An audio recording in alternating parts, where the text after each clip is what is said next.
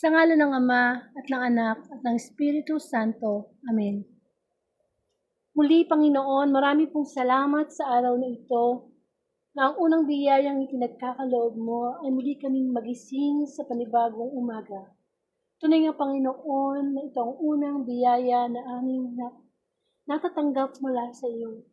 Alam namin na marami na kaming nakasabayang tutulog kagabi, pero kami sa mga binigyan muli ng pagkakataong magising upang magbalik loob sa iyo, maglingkod sa iyo, Panginoon. Maraming salamat po sa mga biyayang patuloy mong ibinibigay sa amin. Higit sa lahat, maraming salamat sa oras na ito na ikaw, O Diyos, ay magbibigay ng pagkain spiritual, na ikaw ang naghain at kami ay iyong kakakainin. Ngunit lumalapit po kami, Panginoon, at humihingi ng kapatawaran sa aming mga kasalanan. Panginoon, ang iyong banal na Espiritu ay aming tinatawagan na lumuklok sa amin. Come, Holy Spirit, we need you, and come, Holy Spirit, we tuloy kang kumilos sa aming Panginoon, ikaw ang gumagay. Gamitin mo lamang instrumentong iyong obang lingkod, ako'y makasalanan at lahat kami na makakarinig na yung mabuting balita ay makasalanan. Ngunit maraming salamat sapagkat sa aming mga makasalanan, patuloy mo kaming hinahanap, kami mga naliligaw na tupa, upang mapunta sa isang pastulan kasama ng aming Panginoon. Padama mo sa amin ang mga magandang halimbawa na ipinakita ni San Jose upang sa gano'n ang aming mga tatay, ang mga lalaki na inilikha mo dito sa mundo ay maging magandang halimbawa.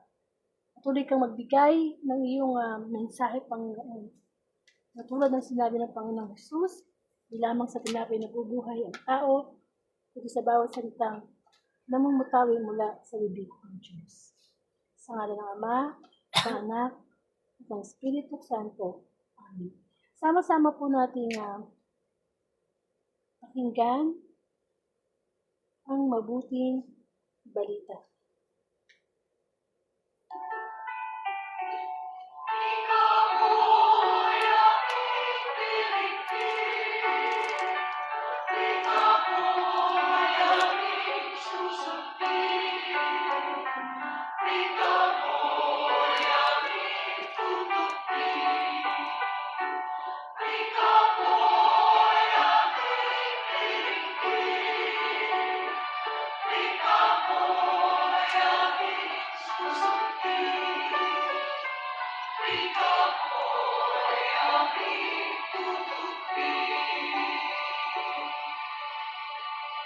Ang mabuting balita ayon kay San Mateo, papuri sa iyo, Panginoon. At si Jacob, ang ama ni Jose na asawa ni Maria. Si Maria naman ang ina ni Jesus na tinatawag na Kristo. Ganito ang pagkapanganak kay Jesucristo. Si Maria, ang kanyang ina at si Jose ay nakatakda ng pakasal. Ngunit bago sila makasal, si Maria ay natagpuang nagdadalang tao. Ito ay sa pamamagitan ng Espiritu Santo. Isang taong matuwid itong si Jose na kanyang magiging asawa, ngunit ayaw niyang mapahiya si Maria. Kaya ipinasya niya na hiwalayan ito ng lihim. Samantalang iniisip ni Jose ito, nagpakita sa kanya sa panaginip ng isang anghel ng Panginoon. Sabi nito sa kanya, Jose, anak ni David, huwag kang matakot na tuluyang pakasalan si Maria, sapagkat siya ay naglilihi sa pamamagitan ng Espiritu Santo. Manganak siya ng isang lalaki, at ito'y pangangalanan mong Jesus, sapagkat siya ang magiging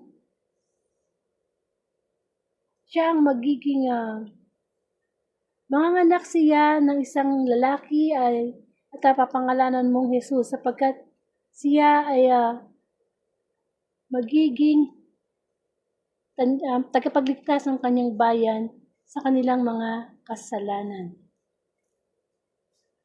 Nang magising si Jose, sinunod niya ang utos ng anghel ng Panginoon.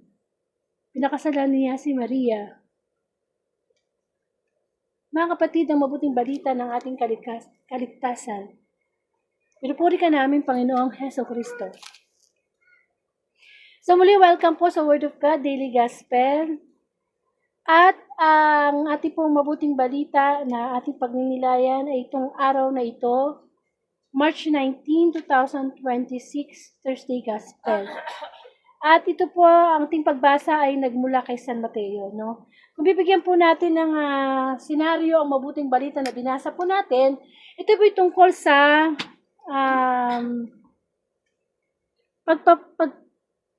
pagkapanganak kay Heso Kristo. Ito po ang nangyari, mag-boyfriend pa lang si Mama Mary at saka si Saint Joseph noong mga time na yon at sila nagbabalak pa lang magpakasal. Pero, yun nga, natagpuan na nagdadalang tao si Maria. At nagpakita nga ang isang anghel kay Saint Joseph at sinabi na huwag siyang matakot sapagkat ang sa pagdadalang tao ni Maria ay si Jesus yun. Sa pamamagitan ng Espiritu Santo, no? Siya ay naglihi sa pamamagitan ng Espiritu Santo. Hindi siya pinaglihi sa laman, no? Yung usually na nangyayari sa mag-asawa, hindi. So, through Holy Spirit, ang dalang tao ni Maria kay Yesu Cristo. Sapagkat si Yesu Cristo ay anak ng Diyos, no? Pero, nang magkatawang tao ang Panginoong Jesus, binigyan siya, nag-assign ang Diyos Ama ng magtatayong nanay at tatayong tatay ni Jesus. So talagang dumaan din sa masasabi natin na yung pagiging tao ni Kristo ay binigyan siya ng mga magulang na talaga namang una sa lahat may malaking pagmamahal sa Diyos Ama. So ngayon po ay kapistahan ni San Jose o ni Saint Joseph. At ano ba ang makikita nating magandang karakter, o masasabi natin good example na naipakita sa atin ni Joseph bilang naging tatay-tatayan ni Jesus dito nung siya'y nagkatawang tao.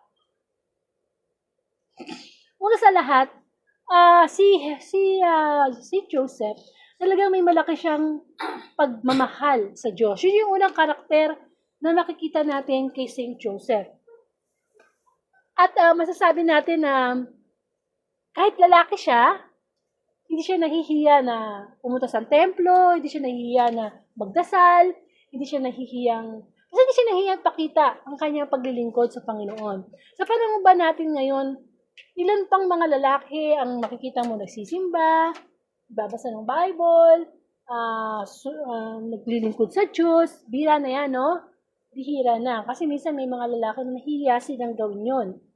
Yung makikitang naglilingkod sila sa Panginoon. Pero napakahalaga sa isang lalaki ang pagkakaroon ng malaking takot o divine fear, no? O pag-ibig, divine fear sa Diyos.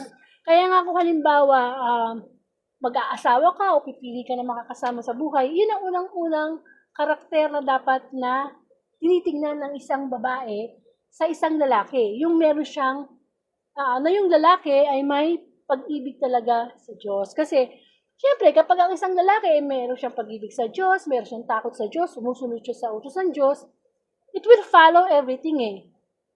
Hindi ba? Mahirap naman kasi yung lalaki na malayo sa Panginoon. Amen? Kasi alam naman natin na ang mga lalaki, lalo na pag naging tatay sila yung haligi ng tahanan. Sila yung nagpo-protect sa pamilya. Kamukha ng ginawa ni Saint Joseph. Naging protector siya ni Jesus Christ, ni Mama Mary. Kaya nga 'di ba nung time na isinilang si Kristo, sinabi ni Herodes na papatayin ang mga batang 2 years old pababa. Kasi nga natakot si Herodes na may papalit sa kanyang trono. So ang ginawa ni Saint Joseph, inilayo niya ang kanyang mag-ina. Dinala niya sa malayong lugar para hindi makita ni Herodes.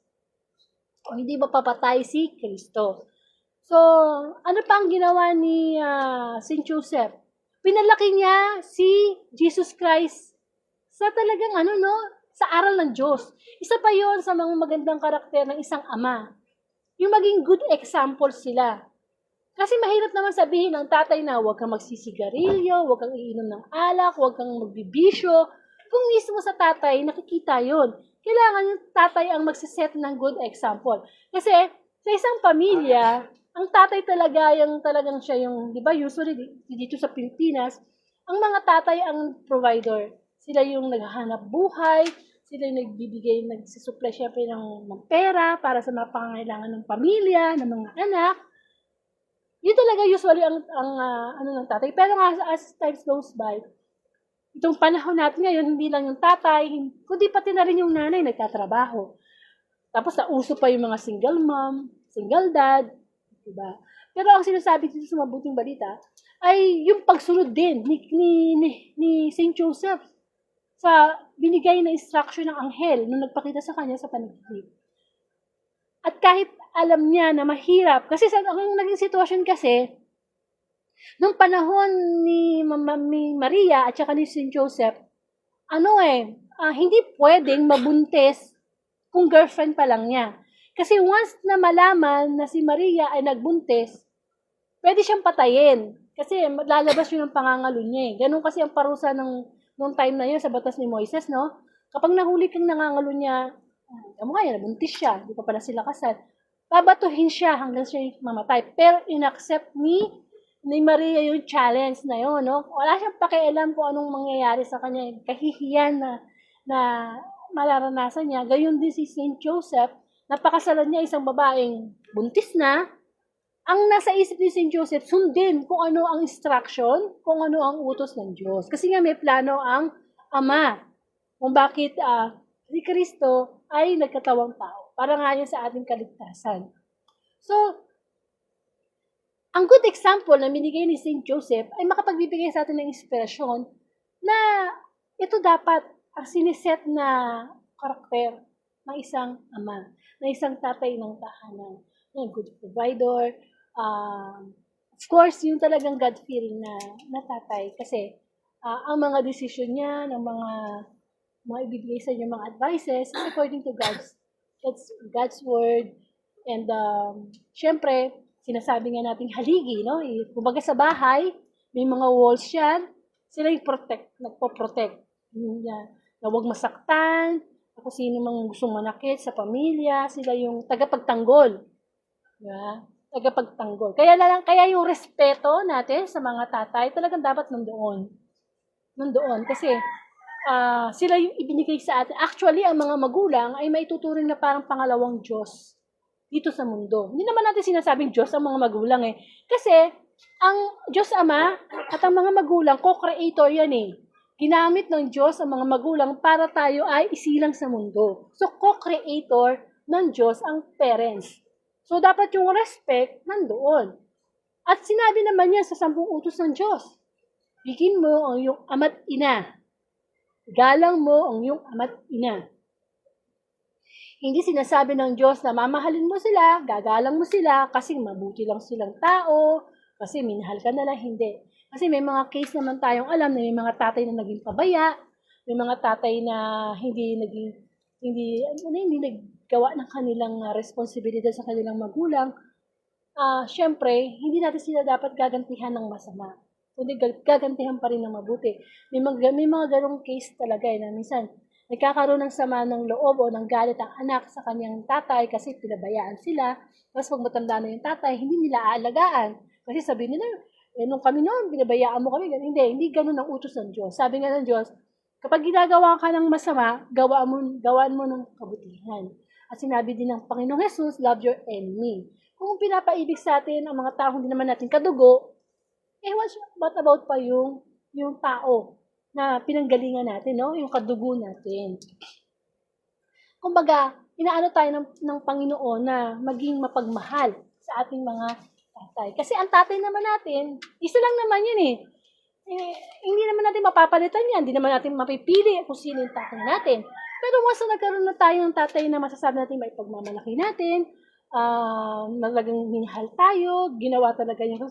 Kayamanan na yan. Kayamanan na yan sa atin. Na dapat natin, lalo na sa pagtanda ng ating mga tatay, mas lalo nating ipakita yung ating pagmamahal. Kasi alam niyo, ang mga tatay habang tumatanda yan, ano na yan hindi na yan more of material things Sabi nga, ang mga matatandang magulang, hindi na sila more of material things. More of, ano na sila, yung mga alaala. Alam mo yung bang, nagbibilang na lang silang ng taon sa mundong ito, na anytime pwede na sila kunin ng Panginoon. So, dapat ang mga anak, nag-ano sila, nagtatanim ng good memories para pag namatay yung tatay, ang memory niya, puno ng pagmamahal. Kasi may mga anak kasi na, alam mo, ito yung tatay, tapos 10 yung kanyang anak. Sa 10 anak niya, minsan, nagtuturuan kung sino mag-aalaga. Di ba may mga ganung case, no? Pag nagampanan na nung tatay yung kanyang pagpapaaral, pagpapalaki sa kanyang mga magulang, ay sa kanyang mga anak, pagdating ng malalaki na sila, may mga pamilya sila, nagtutulakan pa sila kung sino mag-aalaga dun sa tatay nila. Hindi ganun. Ang gusto ng Diyos, nag-uunahan. Nag-uunahan. Hindi matanda na si tatay, ako na mag-aalaga dyan, ako nang bahala dyan. Kasi alam niyo may pangako ang Diyos. Ang sino man magmamahal sa magulang, may pangako dyan ang Diyos. At anong pangako? Isang mahabang buhay, isang masaganang buhay. Kaya kapag ang mga magulang natin matanda na sila, lalo ng tatay natin, inilaga natin, inano natin, may biyaya ang Panginoon dyan. Amen. Tsaka syempre, kung wala naman yung tatay, nandito ba tayo, di ba? Sa kanila tayo nanggaling. At ang pagmamahal ng tatay, parang ibibigay talaga ang buhay niya para sa kanyang mga anak. So, ito ang magandang halimbawa na ipinakita ni San Jose. Ang kanyang pagiging makadiyos, ang kanyang pagsunod sa Diyos, yung proteksyon na binigay niya sa kanyang pamilya, lalo na sa Panginoong Hesus, na alam niyang magiging tagapagligtas ng sangkatauhan, binigyan niya talaga ng proteksyon. Binigay niya yung kanyang buhay. So, sa ating mga anak, lahat naman tayo anak, no? Wala naman dito, wala naman sinilang na tao na hindi naging anak. Kasi may pinanggalingan tayo mga magulang. Kung ang ina ay ilaw ng tahanan, ang ama naman ang haligi ng tahanan. At ang ama o ang tatay,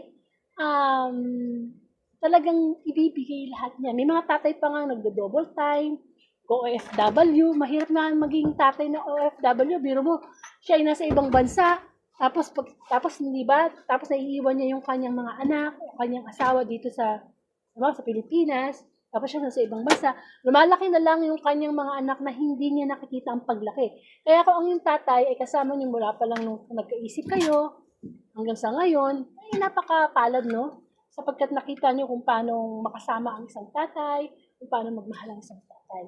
So marami tayong dapat ipagpasalamat sapagkat ang Diyos ay nagbibigay din sa atin ng gabay. Kaya nawa si Saint Joseph na naging tatay ni Kristo dito sa mundo, gayon din tayo, yung respeto natin sa Kanya, yung respeto natin sa ating mga tatay, hindi dapat nawawala yan. Lalo na kung matanda na si tatay noon, medyo tatawag-tawagan natin, i-chat-chat natin, o tay, kamusta ka na? Kung halimbawa, retired na yung tatay nyo, isa pupuntahan nyo naman, ilabas nyo naman, tay, pasyal naman tayo. Diba, kesa naman yung time na kailan namatay na yung tatay mo, tsaka iyak-iyak na, nagsisisi ka na, yung time na buhay siya, hindi mo siya nailabas, hindi mo siya nasabihan na I love you, hindi mo siya nayakap, diba? Kasi wala na magmamahal ng totoo sa atin kundi yung ating mga tatay. Higit pa sa pagmamahal ng ating asawa, higit pa sa pagmamahal ng boyfriend o whatever, yung tatay talaga. Kasi sa totoo lang, ang tatay ang first love ng mga anak. Sa unang natutong magmahal ang mga anak dahil sa tatay. Diba? Unang nagmahal sa ating mga tatay. Amen. Nawa, ngayong kapistahan ni San Jose ay magpakita din sa atin na magbigay gabay sa atin ng kanyang mga karakter na may acquire natin, no? Lalo ng mga lalaki, ang kanyang pagiging isang ama, isang tatay, isang lalaki na talagang surrender kay God, no? And nawa, dalangin din natin yung mga tatay na naliligaw ng landas, yung mga tatay na hindi nakakapag-fulfill ng kanilang responsibility sa kanilang mga anak, na i-touch din ni God upang makita nila kung ano ang kanilang gampanin sa kanilang pamilya. Karoon po tayo ng closing prayer. Panginoong Yesus, marami pong salamat sa pagpapaalala mo po sa amin na tularan ang karakter ng isang San Jose na ginamit mo bilang gabay sa Panginoong Jesus nung siya ay nandito sa mundo. Dalangin namin ng mga tatay na may mga karamdaman ngayon, nabigyan mo sila ng kalakasan, na patuloy na umasa sa iyo, Panginoon, na may kagalingan. Kaya hindi ng mga tatay na nagiging pabaya, dalangin namin, Panginoon, na makita nila ang katotohanan mula sa iyong mga salita. At dalangin din namin ng mga tatay na patuloy na ginagampanan ang kanilang mga responsibilidad ng may pag-ibig. Maraming salamat, Panginoon. Tunay nga, Lord, na ikaw, na bilang Ama namin, ay ipinakita mo ang iyong pag-ibig sa sangkatauhan. Patuloy kang kumilos sa bawat isa, patuloy mong ipadama sa amin ang iyong pag-ibig. At gayon din, tulungan mo kami patuloy na maipadama namin ang aming pag-ibig sa aming mga ama na ipinagkaloob mo po sa amin. Tayo po ay sama-samang manalangin.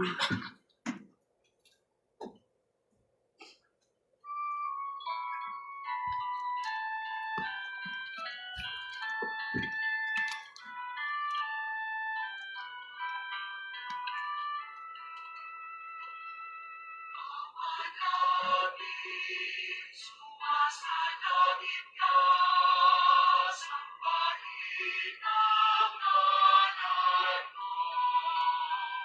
Mapasa amin ang kaharian mo. Sundin ang loob mo.